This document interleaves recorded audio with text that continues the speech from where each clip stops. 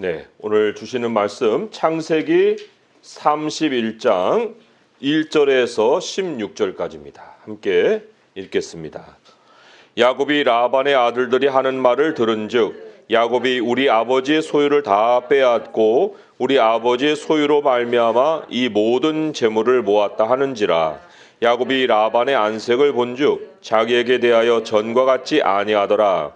여호와께서 야곱에게 이르시되 내 조상의 땅 내 족속에게로 돌아가라. 내가 너와 함께 있으리라 하신지라.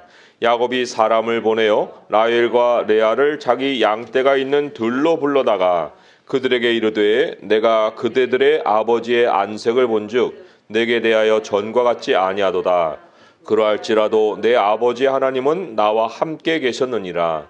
그대들도 알거니와 내가 힘을 다하여 그대들의 아버지를 섬겼거늘 그대들의 아버지가 나를 속여 품삯을 10번이나 변경하였느니라. 그러나 하나님이 그를 막으사 나를 해치지 못하게 하셨으며 그가 이르기를 점 있는 것이 네 삭시 되리라 하면 온 양떼가 낳은 것이 점 있는 것이요 또 얼룩 무늬가 있는 것이 네 삭시 되리라 하면 온 양떼가 낳은 것이 얼룩 무늬 있는 것이니 하나님이 이같이 그들의 아버지의 가축을 빼앗아 내게 주셨느니라. 그 양떼가 새끼 벌 때에 내가 꿈에 눈을 들어보니 양떼를 탄 순양은 다 얼룩무늬 있는 것과 점 있는 것과 아롱진 것이었더라. 꿈에 하나님의 사자가 내게 말씀하시기를 야곱아 하기로 내가 대답하기를 여기 있나이다 하매 이르시되 내 눈을 들어보라. 양떼를 탄 순양은 다 얼룩무늬 있는 것 점 있는 것과 아롱진 것이라. 라반이 내게 행한 모든 것을 내가 보았노라. 나는 베델의 하나님이라. 내가 거기서 기둥에 기름을 붓고 거기서 내게 서원하였으니 지금 일어나 이곳을 떠나서 내 출생지로 돌아가라 하셨느니라. 라헬과 레아가 그에게 대답하여 이르되 우리가 우리 아버지 집에서 무슨 분깃이나 유산이 있으리요.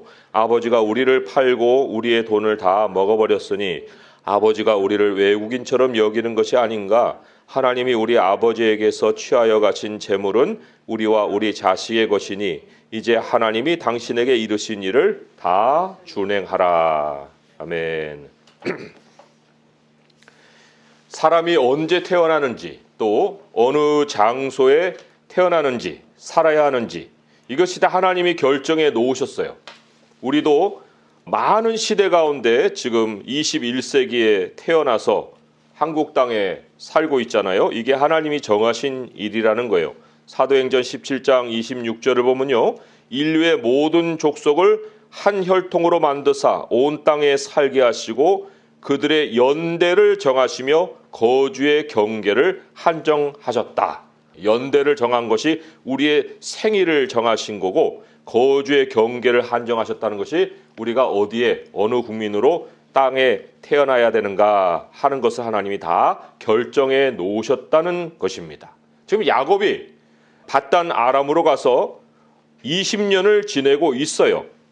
그것은 하나님이 우리에게 두신 삶의 경계선 안에서 이동해서 살게 하신 거예요. 본인이 가고자 해서 또 가고 싶다고 해서 갈 수 있는 장소가 아니거든요. 삶의 자리는 반드시 하나님의 주권에 맡겨야 합니다. 이동이 사람의 마음에 따라서 되는 것이 아니라는 거예요. 하나님에 대한 개념이 없는 세상을 한번 보세요. 그들이 무슨 하나님의 명령을 받았어요? 그런 것도 아닌데 다 지금 국경을 만들어 놓고 경계선을 만들어 놓고 이동을 제한하잖아요. 그러면 이게 사람이 만들어 놓은 시스템일까? 그렇지가 않습니다. 하나님이 만들어 놓으신 삶의 자리 또한 그 삶의 경계선 이것을 사람이 함부로 하지 못한다는 증거예요. 그렇기 때문에 인위적으로 영토를 확장한다? 반드시 제자리로 돌아오게 돼 있어요. 개인도 마찬가지입니다. 개인도 요즘 부동산 투기를 많이 하잖아요.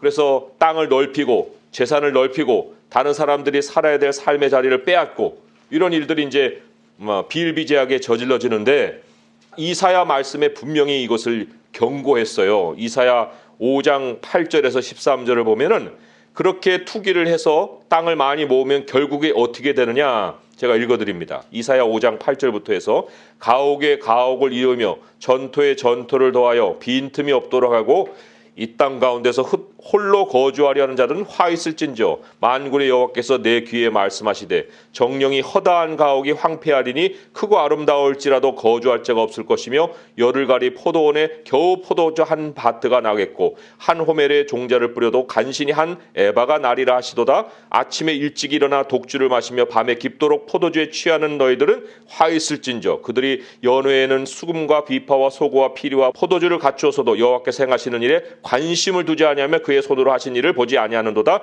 그러므로 내 백성 세상 사람도 아니에요. 하나님의 백성이 무지함으로 말미암아 사로잡힐 것이요 그들의 귀한 자는 굶주릴 것이요 무리는 목마를 것이다.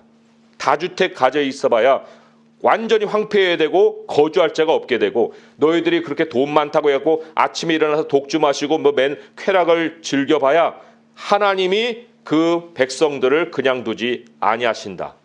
경고를 하고 계십니다. 지금 자산 시장이 흔들리기 시작했어요. 이제는 초기의 어떤 모양인데 그것이 그냥 끝날 조짐이 아니에요. 계속해서 심화가 될 그런 상황에 놓여 있습니다. 왜 이게 흔들릴까요? 왜 자산 시장이 흔들릴까요? 다른 이유가 없어요. 하나님이 제자리로 되돌려 놓으시는 일을 하시는 겁니다. 제국이라도 땅에서 많이 사라졌습니다. 영원히 계속될 것 같은 그 어마어마한 나라들이 땅에서 사라졌다는 거예요. 지금 이제 달러도 기축통화잖아요. 그런데 달러만 기축통화가 아니었다고요. 옛날에는 스페인의 돈, 또 영국의 파운드, 그리고는 이제 달러로 옮겨왔지만 이 기축통화도 무너질 날이 옵니다. 반드시 와요. 왜요? 하나님이 경계선을 두셨는데 그 경계선을 모르고 사람이 탐욕으로 그 경계선을 확장시키면 반드시 제자리로 돌아오는 일을 하나님이 행하신다는 거예요. 하나님이 율법에 희년의 법을 세워놓으셨거든요. 그런데 희년을 제정하신 이후로 한 번도 그것이 시행된 적이 없어요. 그러나 하나님의 차원에서는 세상 역사를 통해서 하나님이 희년을 지금까지도 이루고 계신다고요. 다 제자리로 돌이키시는 일을 행하신다 하는 거예요. 하나님이 진동하십니다. 학개서의 그 하나님의 진동의 모습을 우리에게 소개하고 있잖아요. 학개서 2장 6절부터 몇 절만 읽어보면 이런 말씀이 있어요. 만군의 여호와가 이같이 말하노라. 조금 있으면 내가 하늘과 땅과 바다와 육지를 진동시킬 것이요 또한 모든 나라를 진동시킬 것이며 모든 나라의 보배가 이르리니 내가 이 성전의 영광이 충만하게 하리라. 만군의 여호와의 말이니라. 은도 내 것이요 금도 내 것이라. 만군의 여호와의 말이니라. 이 성전의 나중 영광이 이전 영광보다 크리라. 만군의 여호와의 말이니라. 내가 이곳에 평강을 주리라. 만군의 여호와의 말이니라. 진동. 그 하나님이 진동을 하실 때마다 하나님의 교회가 더 견고해진다 라는 말씀을 하시는 거예요. 이 약속을 주시는 겁니다. 하나님이 세상을 크게 한번 흔드는 일, 이걸 통해서 하나님의 백성들은 오히려 제자리를 찾게 된다. 세계가 흔들거릴 때 우리가 그리스도인으로서 하나님의 백성으로서 반드시 해야 될 것이 뭐냐? 하나님이 나에게 주어주신 나의 자리, 이거를 굳게 지키고 있어야 돼요. 지금 라반의 형편을 보면 그 라반이 바로 자기 경계선을 넘은 자예요. 자기 경계선을. 야곱은 라반에게 속한 사람이 아니거든요. 라반은 이 야곱을 돌봐야 되는 그런 책임이 있는 사람이에요. 사실. 그런데 그 라반이 자기 경계선을 넘어서 야곱을 20년간 종으로 버렸다고요. 묶어두고 자기 고향으로 가지도 못하게 만들고 자기 마음대로 지금 부리고 있는 이런 상황이에요. 그 하나님이 야곱을 잠시 그곳에다가 피신하게 하려고 그 경계선을 넘어서 이동시킨 건데, 아니 그런데 라반이 돌아가는 경계선을 자기가 닫아버려요? 그러면은 자기가 하나님이에요? 자기가 하나님과 맞서는 자가 되는 거예요? 하나님을 대적해갖고 얻는 게 뭐겠어요? 출애굽 상황이 바로 그거예요. 하나님이 야곱의 가족을 애굽에다가 보호하려고 보냈지. 뭐 그 사람들 노예 삼으라고 했습니까? 그러니까 사탄이 하는 일은 옛날이나 지금이나 똑같다는 거예요. 하나님이 피신시킨 야곱의 가족을 평생 노예로 부려먹으려고 했다가 하나님의 재앙을 당하잖아요. 바로 왕으로부터 해서 온 민족이 재앙을 당하지요. 그러니까 이번에 이 자산 시장의 또 무너짐, 붕괴로 인해서 수많은 사람들의 삶이 파괴될 거예요. 하지만 다른 한편으로는 그 가운데서 삶의 터를 되찾는 사람들이 있다는 거예요. 야곱과 같이, 야곱의 가족과 같이, 이스라엘과 같이. 어쩌면 주택들이 쏟아져 나올 수 있어요. 그동안에 쥐고 있던 주택들이 다 쏟아져 나와가지고 집이 없던 사람들이 집을 찾는 그러한 일들을 하나님이 또 회복해 주실 수가 있습니다. 탐욕의 손에서 빼앗아서 되돌려 주시는 거예요. 오늘 말씀의 9절이 또 그거잖아요. 9절에 보면은 하나님이 이같이 그대들의 아버지의 가축을 빼앗아 내게 주셨느니라. 이게 어디 뭐 라반과 야곱의 관계만 그렇게 되겠습니까? 아니죠. 자기의 만족의 자리를 넘어서 탐욕으로 확장시킨 그런 모든 것들은 하나님이 반드시 되돌려 놓으신다. 그러니까 처음부터 자기 경계선을 지켜서 살아가는 것이 해를 입지 않고 사는 지혜인데 그 사람이 그것을 깨닫지 못하고 행동을 한다는 거예요. 우리 그리스도인들도요, 하나님이 주신 믿음의 분량이라는 게 있거든요. 저 사람 믿음이 크다고 해서 내가 그 사람을 따라갈 수가 없는 거예요. 다 각 사람에게 주신 믿음이 분량에 있다고요. 로마서 12장 3절에 보면 내게 주신 은혜로 말미암아 너희 각 사람에게 말하노니 마땅히 생각할 그 이상의 생각을 품지 말고 오직 하나님께서 각 사람에게 나누어 주신 믿음의 분량대로 지혜롭게 생각하라. 이 생각 안에 하나님이 분량을 주셨어요. 너는 그 정도 생각하고 사는 거야. 근데 이 생각을 뛰어넘어서 자기가 스스로 지혜롭다 해갖고 뭐 일을 꾸민다 하면 그 일이 제대로 되겠냐고요. 바울도 복음 사역을 한다 하지만 자기가 뭐 로마를 돌아다니면서 다 내 거야 이런 식으로 사역하지 않았어요. 로마서 15장 말씀을 보게 되면 또 내가 그리스도의 이름을 부르는 곳에는 복음을 전하지 않기를 힘썼노니 이는 남의 터 위에 건축하지 아니하려 함이라. 하나님이 다 사람마다 때를 주시고 장소를 주신 건데 어떻게 내가 그 사람의 그때에 가가지고 내가 그 사람의 터 위에다가 집을 짓습니까? 이런 일은 하나님이 허용을 하지 않으신다는 거예요. 그러니까 참 하나님은 매우 무서우신 분입니다. 하나님이 무서우신 분인 것을 모르는 자가 해를 당하는 거예요. 하나님이 오늘 이제 야곱에게 꿈으로 나타나시거든요. 거기에 하나님의 무서움이 어디 나타나는가? 11절, 12절을 보시면 이런 말씀이 있습니다. 같이 한번 읽어볼까요? 오늘 본문 11절, 12절 시작. 꿈에 하나님의 사자가 내게 말씀하시기를 야곱아 하기로 내가 대답하기를 여기 있나이다 하매 이르시되 내 눈을 들어보라. 양떼를 탄 순양은 다 얼룩무늬 있는 것, 점 있는 것과 아롱진 것이라 라반이 내게 행한 모든 것을 내가 보았노라. 이거예요. 라반이 너에게 행한 모든 것을 내가 보았다. 하나님의 눈에 인류가 기록이 되어 있습니다. 그 모든 일거수일투족이 하나님의 눈에 기록이 되어 있어요. 1층에 가게 아저씨 앞에 간판이 부서졌거든요. 누가 부순지를 몰라요. 근데 그 앞에 있는 빌딩에 CCTV에 찍혔어요. 그래서 그 사람 불러대다가 그 위에 간판만 아니라 옆에 간판까지 다 갈았어요. 사람이 남이 안 볼 것 같아서 그냥 망가뜨려 놓고 도망갔지만 그 CCTV가 다 기록을 했다고요. 하물며 하나님이 기억하시고 기록해 놓으신 것을 사람이 피할 수 있을까요? 라반이 행한 모든 것을 내가 보았다. 하나님이 한번 보신 거에는 반드시 보응이 있습니다. 의인은 의대로 보응이 있고 악은 악대로 보응이 있는 거예요.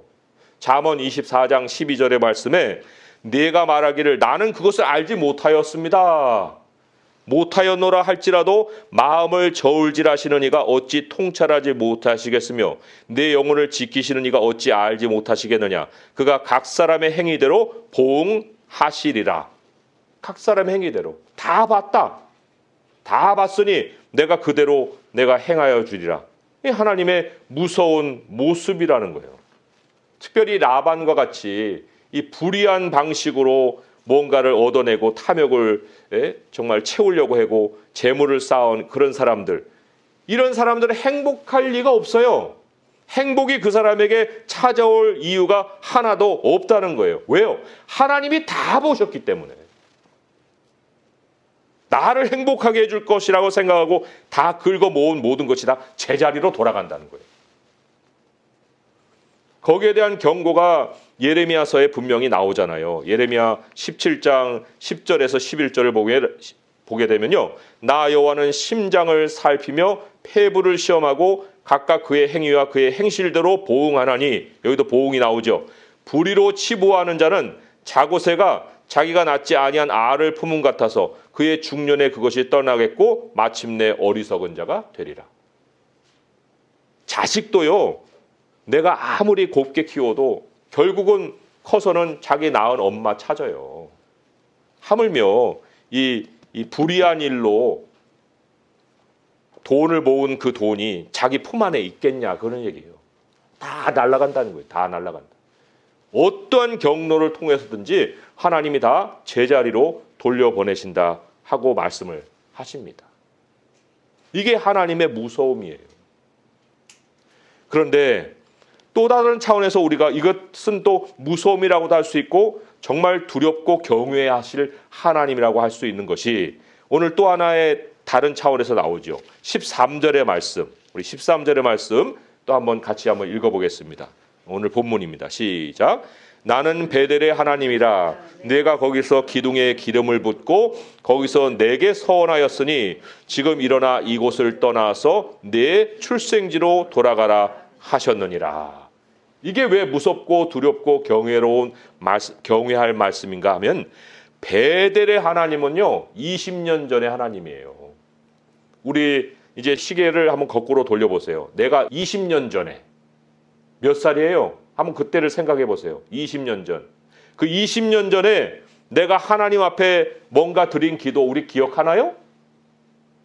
우리 기억 못할 수 있어요. 뭐 굉장히 뚜렷하게 어떤 기억에 새길 만한 사건이 있었다면 모를까.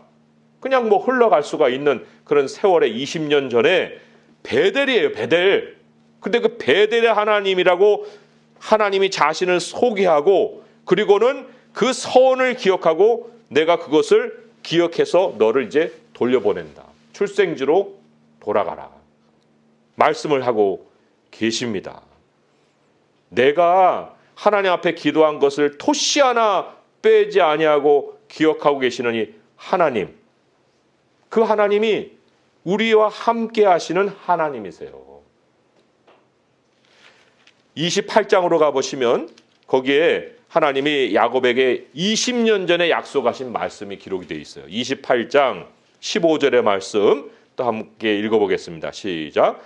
내가 너와 함께 있어 내가 어디로 가든지 너를 지키며 너를 이끌어 이 땅으로 돌아오게 할지라. 내가 네게 허락한 것을 다 이루기까지 너를 떠나지 아니하리라 하신지라. 이게 베델의 하나님이에요. 하나님은 약속을 정확하게 해주시죠. 돌아올 것을 정확하게 약속해 주셨어요.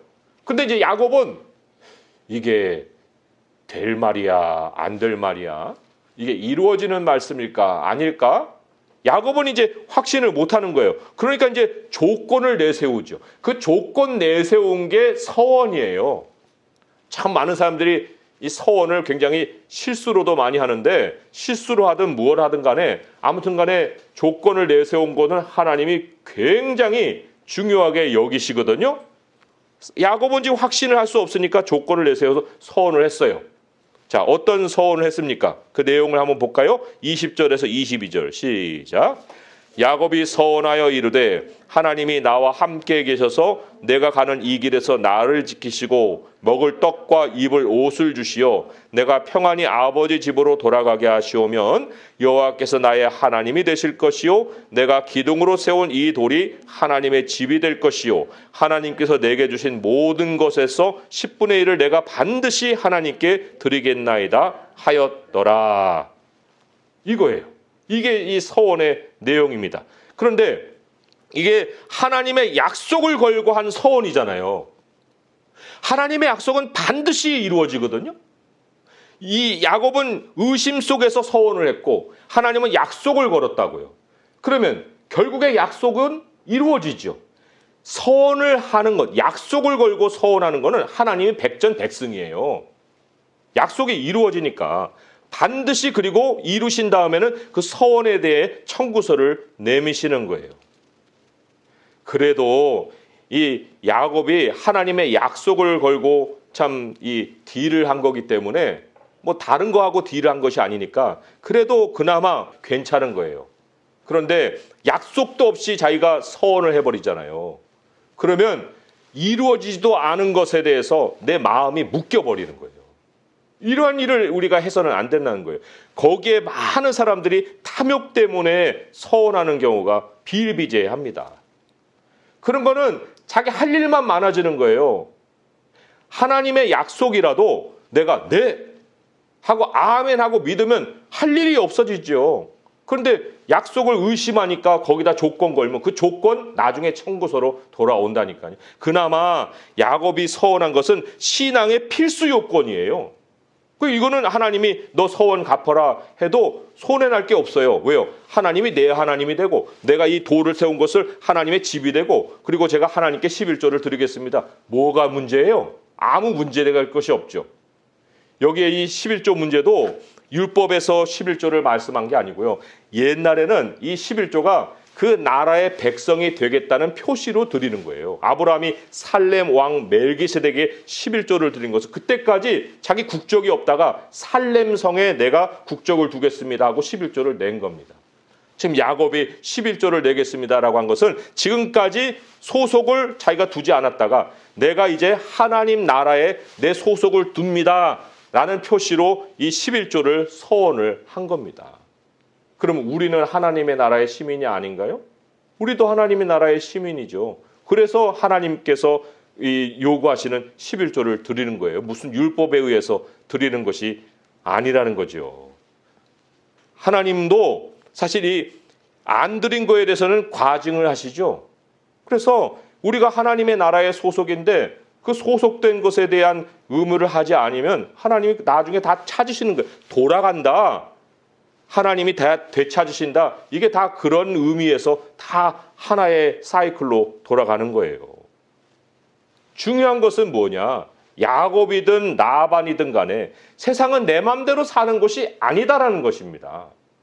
하나님의 주권이 있다는 거예요. 하나님이 삶의 경계선을 두신 것이 있다는 거예요. 그게 시간에도 경계선이 있고 장소에도 경계선이 있지만 삶의 모양에도 해야 할 일이 있고 하지 말아야 될 경계선이 반드시 있는 것입니다.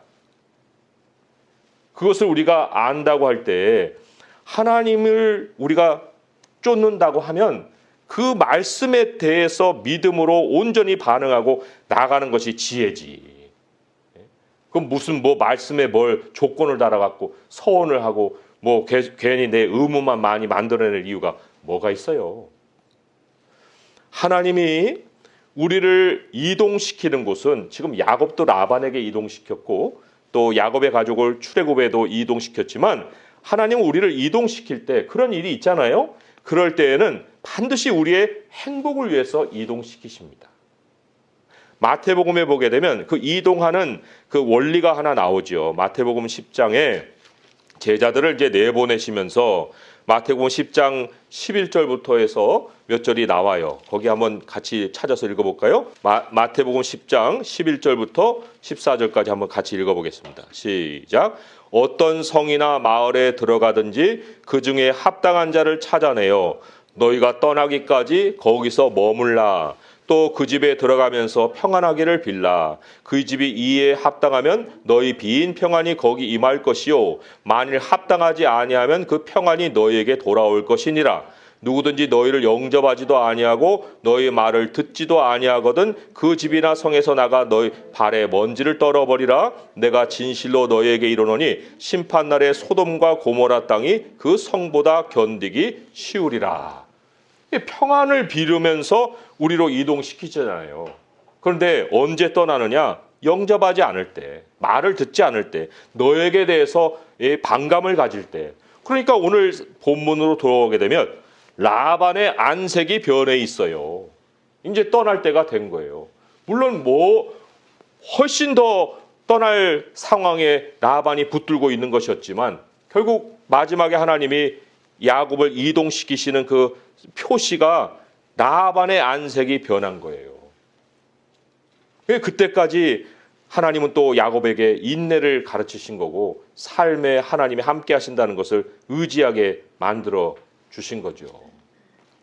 우리는 하나님이 항상 삶에 평안이 있는 곳으로 인도하신다라고 확신을 가지고 내가 있는 자리를 불만을 가질 것이 아니라 이 자리가 바로 태초 전에 하나님이 나에게 정해놓으신 장소이구나 하고 만족하며 하나님께 감사하며 그곳을 떠나기까지 하나님은 나의 행복을 위해서 또 이동시키니까 행복이 아직 있는 자리를 내가 박차고 나올 이유가 없잖아요. 오늘 말씀을 맺을 때 마지막으로 우리가 한 가지 기억해야 될 것이 우리는 천국 비자를 가지고 땅에 온 사람들이라는 거예요. 천국 비자가 뭐냐? 복음입니다. 지금 마태복음 10장의 말씀이 다른 것을 가지고 이동하는 사람들이 아니라 복음을 가지고 이동하는 사람들의 삶을 가르치시는 겁니다. 천국 비자, 이게 복음이에요. 복음을 가지고 천국 비자는 전 세계에 어디든지 들어갈 수가 있게 하셨어요. 하나님의 주권이에요. 내가 이 비자 준 나라는 너는 들어갈 수 있어. 그러나 비자 안 받고 어떻게 들어갑니까? 못 들어가잖아요. 그렇듯이 우리가 천국의 비자를 받고 하나님이 보내시는 그 땅으로 갈 때에는 평안을 가지고 가야 하되, 그러나 스스로 우리 자신에 대해서 늘 경계를 가져야 될 것은 그리스도를 벗어나면 안 된다. 탐욕의 경계선을 넘어서 그곳을 향해서 가서는 안 된다. 자산 시간이 붕괴될 때 그 붕괴되는 장소에서 무너지는 자가 돼서는 안 된다. 우리들의 삶의 자리가 도대체 어디에 있어야 할 것인가? 하나님이 정하신 그 인생의 그 자리, 모든 것을 보시는 하나님, 모든 것을 기억하시고 기도를 이루시는 그 하나님, 그 하나님을 우리의 삶의 터로 삼고 사는 것이 가장 지혜로운 모습이다 하는 것입니다. 하나님은 결국은 우리를 영원한 본향이라는 제자리로 돌려놓으십니다. 그 여정을 우리는 가고 있는 거예요. 그 돌아가는 여정. 우리는 멈춰 있는 사람들이 아닙니다. 그러기에 천국 비자를 꼭 가지고 그 여권을 가지고 하나님 나라로 돌아가는 그 자리 중간중간에도 하나님의 약속과 함께 동행하고 하나님을 온전히 의지하고 하나님이 이 어지러운 세상 속에서 나의 자리를 두신 곳이 있다 하는 확신을 가지고 하나님과 함께 동행하는 성도들 될 수 있기를 주님의 이름으로 축원드립니다. 기도하겠습니다. 하나님 아버지 감사합니다. 우리들이 지금 처한 모든 상황들을 보면은 참 열악하고 더 어려운 그런 상황들이 찾아올 것 같아서 참 마음의 두려움도 있습니다. 그러나 하나님, 이 무너지는 세상 가운데서도 하나님은 자유를 주시는 자들이 있습니다. 또한 희년의 그 법을 하나님께서 인도하여 주셔서 아버지께서 이제 노예된 자, 종된 자, 없는 자 하나님께서 다 그들에게 되찾아 주시는 것들이 있습니다. 아버지 하나님의 백성은 땅이 빼앗아간 것을 되찾아 주시는 하나님의 손 안에서 은혜를 누리기를 원합니다. 아버지, 그들의 탐욕의 세상 가운데 한통속이 되어서 그들과 함께 무너지는 자가 되지 않기를 원합니다. 이사야 말씀은 내 백성에게 주신 경고였습니다. 아버지여, 어찌 우리 그리스도인들이 그러한 경고의 대상이 될 수 있겠나이까? 하나님 아버지, 우리들의 마음속에 이제는 하나님의 나라에 대한 소망을 갖게 하시고 하나님의 나라로 돌아가는 그 소망을 갖게 하여 주시고 천국 백성으로서 그 천국의 비자를 가지고 하나님의 나라로 돌아가는 이 즐거운 여정들을 매번 아버지 앞에 살아갈 수 있게 하여 주시옵소서. 우리 주님이 우리의 삶에 우리의 테두리가 되셨사오니 우리는 아무것도 걱정하지 아니하고 우리 주 안에서 의지하고 주님을 신뢰하고 한 걸음 한 걸음 하나님 나라를 향해 갈 수 있게 도와 주시옵소서. 우리 주 예수 그리스도의 이름으로 감사하며 기도합니다. 아멘.